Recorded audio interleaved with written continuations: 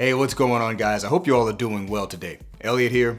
Welcome back to The Fragrance Well. So for today's topic, we're going to focus on something that I think is very important when it comes to fragrance collecting, or deciding that you want to have a lot of fragrances in your fragrance cabinet, and that's going to be the topic of redundancy. I'm going to give a few pointers based on my own experience, how you can eliminate redundancy when you're building your fragrance library. It's not so much advice on what you should do if you have redundancy. That's kind of obvious. You basically got to get rid of it. You either give them away or sell them or throw them away, whatever you want to do. But I'm talking about how to avoid it in terms of adding fragrances to your collection. I'm pretty sure anyone that has started a fragrance collection has experienced redundancy at some point. I was able to kind of nip it in the bud really early on in my fragrance journey, only because I have had problems with it with other stuff. I've actually, you guys, I play drums, and I've actually had redundancy in cymbal buys. I bought cymbals that were very similar to cymbals I already had, so I kind of had to learn that lesson then. And I applied the same thing here when I kind of noticed it was going to start happening if I didn't change up my habits. So what I've got is 4 categories of ways to kind of be aware of what you might be doing that could cause you to have a lot of redundancy in your cabinet. So we're going to talk about them here, and of course I've got some fragrances to kind of help illustrate my point. So before we get started, as always, please remember to like the video, subscribe to the channel if you haven't already and you do like the content, and please hit that bell icon, enable notifications so you can be notified when I upload new videos. Let's get into it.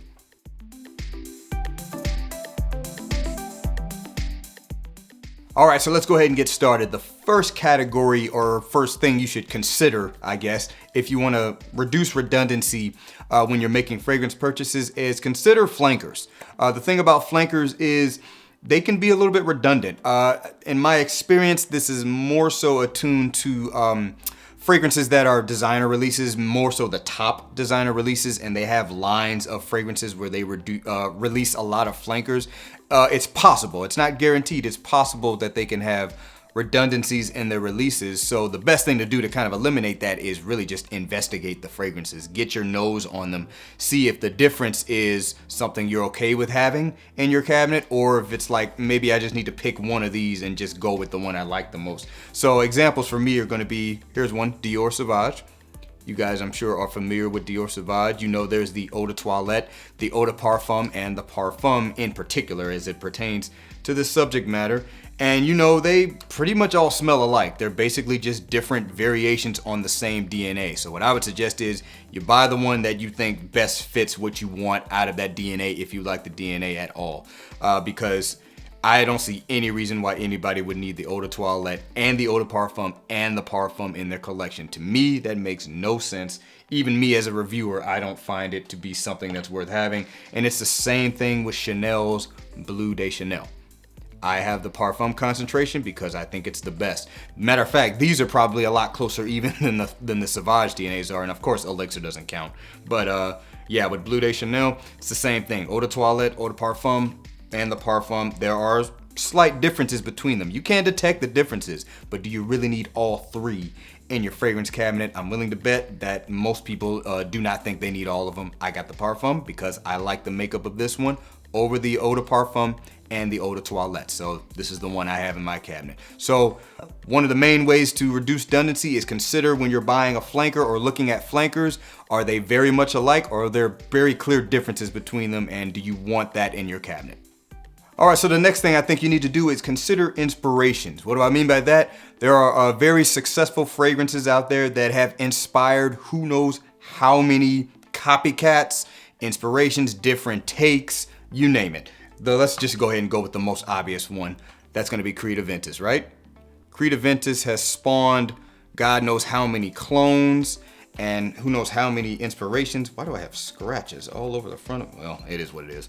But yeah, Creed Aventus, super popular fragrance, tons of inspirations by it.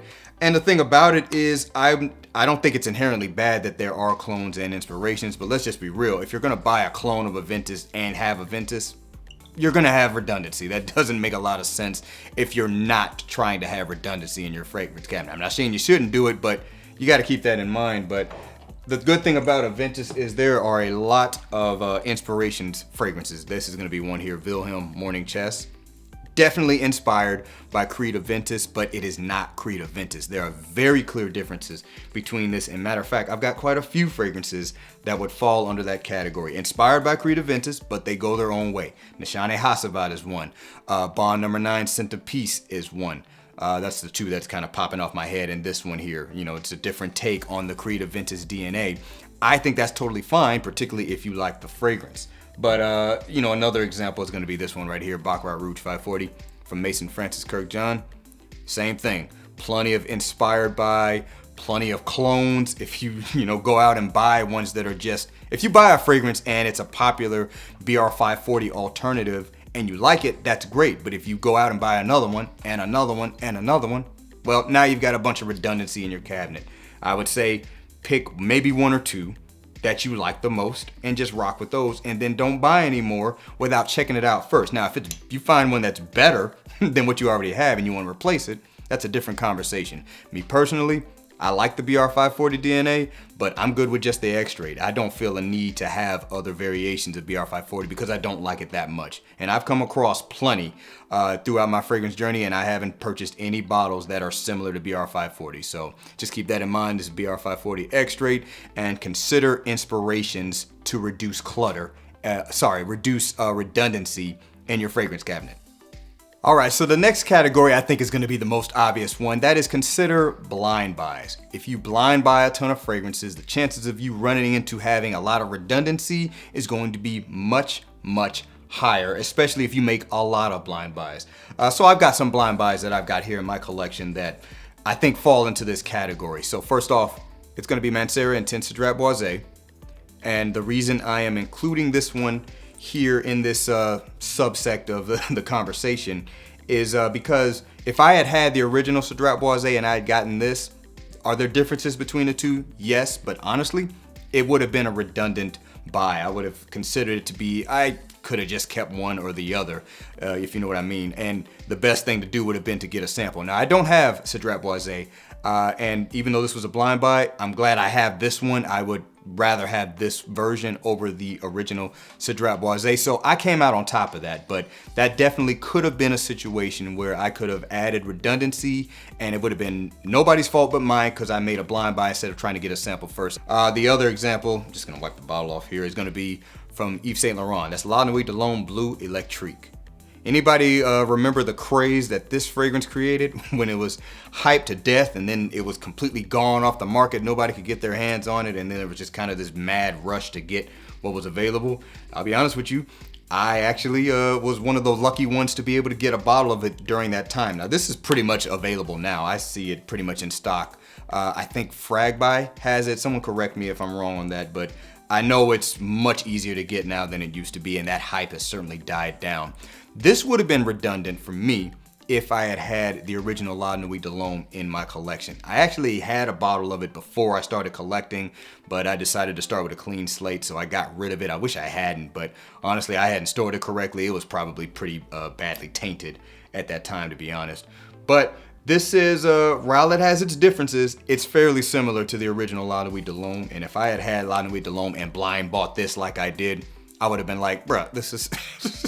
It's a slightly different version, and there was all this hype around it, but it's basically just a modernized take on the La Nuit de l'Homme DNA. That would not have been worth it, given all the hype that went around it, me kind of keeping my eye out for it, paying the price for it that I did. I'm not gonna say I overpaid for this, but the price it's going for now is much better than it was at the time. So that would have created redundancy, and it would have been because of a blind buy and me feeling I was gonna miss out on something. And you know, that's just one of the main ways I think a lot of people end up having so many redundant bottles in their collection, is because they're blind buying or they're trying to get something because of a scarcity mindset. So that's just one of the things to watch out for. Consider blind buys to reduce redundancy in your fragrance cabinet. This is La Nuit de l'Homme Bleu Electrique.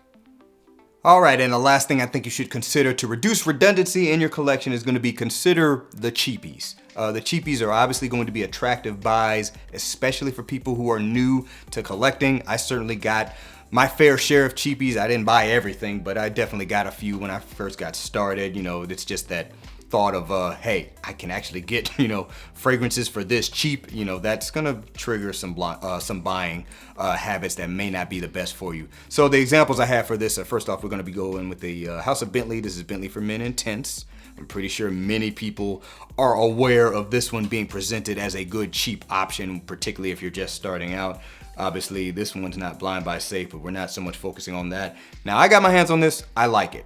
It definitely was not redundant when I got it. So it's not so much about Bentley for Men Intense. It's about the idea of a cheapie. Another cheapie that I got was I decided to get the original Bentley for Men, which is this right here. Bentley, just regular Bentley for Men. Doesn't get talked about as much, mainly because I think most would agree that the Intense is better, but therein lies my point. When I got this in, I like it, but it literally smells exactly like the Intense, just turned down. So Bentley for Men Intense is by all accounts a very accurate name for this scent DNA because it is literally this intensified. And that's why I think it gets a lot more attention, because it's just beefed up a little bit more, and I think people just like how this comes out. If you do like this scent, they like how this comes out over this one. So it's a stronger version. But therein lies my point. This is the most redundant buy I have in my collection, I think. I've literally worn this once, because if I'm gonna wear the Bentley for Men DNA, it's gonna be this one. I'm not gonna reach for this one. I have no reason to. I don't gain anything by wearing the original version. Consider Cheapies. That is definitely one of the easiest ways to build up a lot of redundancy in your collection if you're just buying a bunch of stuff simply because it has an affordable price tag. If you can get a sample of it, that's great. If you can learn a little bit more about it and see what people compare it to, and if they say it's comparable to something you already have, that's some way to avoid it. If you can't get a sample of it, but just be aware that simply buying up fragrances simply because they're cheap is a quick way to build up a lot of redundancy in your fragrance cabinets. And once again, this is Bentley for Men Intense. Alright guys, that's gonna do it for this video today. If you are experiencing redundancy in your fragrance cabinet, it's something you wanna correct or at least curb going forward, I do hope this video does help you out. A little bit of a different video today, but I do think this is a good topic to discuss every now and then. So appreciate you guys watching all the way until the end. Please remember to be well and smell well, and I'll see you in the next episode of The Fragrance Well. Have a good one.